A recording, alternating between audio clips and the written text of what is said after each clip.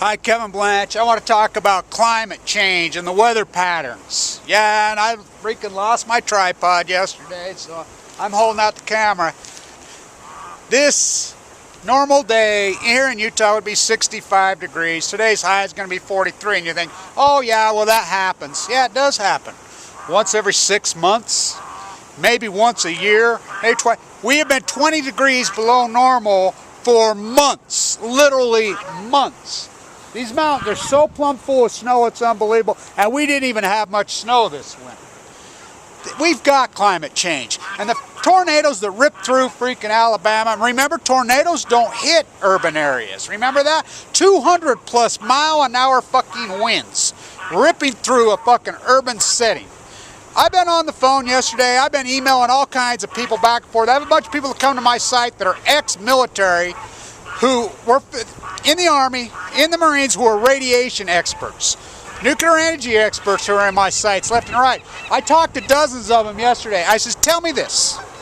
Is there a matrix that is built to handle a 200 plus mile an hour F4 tornado ripping through a nuclear facility? No, there is not. They weren't built for that, let alone with the spent fuel rods sitting up on top. Now, not only that, well, tornadoes don't happen where they, oh yeah? I live right out there. 1968, August 20th, you can look it up. The biggest tornado, an F4, ripped through my house, my farm when I was a kid. I'm one of the few witnesses. The Standard, our piece of shit newspaper, reported it 4 or 5 days ago. Oh yeah, that's what went on yesterday here. That goes on weekly here. Because it is the dragon slayer syndrome, as I like to say it. These people are so radical, scared of terrorism, they throw out the cards. Anytime you get any liberal progressive get any kind of clout here, they throw out the terrorism card. They spent $300,000 yesterday on that, yet they freak a bitch about spending 5 cents on anything. And everybody hates the federal government, but they all work for the federal government. Every one of them work for the federal government. They call out the hazmat, but to the poor people in the South, it's so sad what's happened to them. I mean, how much can they take? My God. And when this is all going to be, BP is fucking them. Sticking it right in them and fucking. And remember this, you people in the South. Remember the congressman from Texas, when everybody was attacking BP, stood up and protected them. That is, you know, you hear me go up on the GOP, that's why. Jim DeMint stopped the freaking maritime law from these guys that got killed getting money. The GOP, kiss their rings, bow to them. They are the corporations. And you think that's ironic in jolly old freaking England that at the wedding, Brown and Blair never got invited? You think that's a coincidence? That's no coincidence.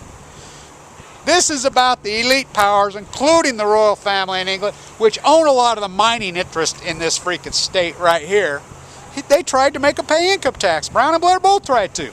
This is about power. This is a struggle about power. And the neo-right are the puppets of the corporate elites. And climate change is on. For years and years they have told us that climate change will cause radical weather patterns. If you don't think we have radical weather patterns, all the climatologists here in Utah have been keeping record for 150 years. Nothing ever seen like this in 150. And I know that's not a very long time, but what's going on in the rest of the world?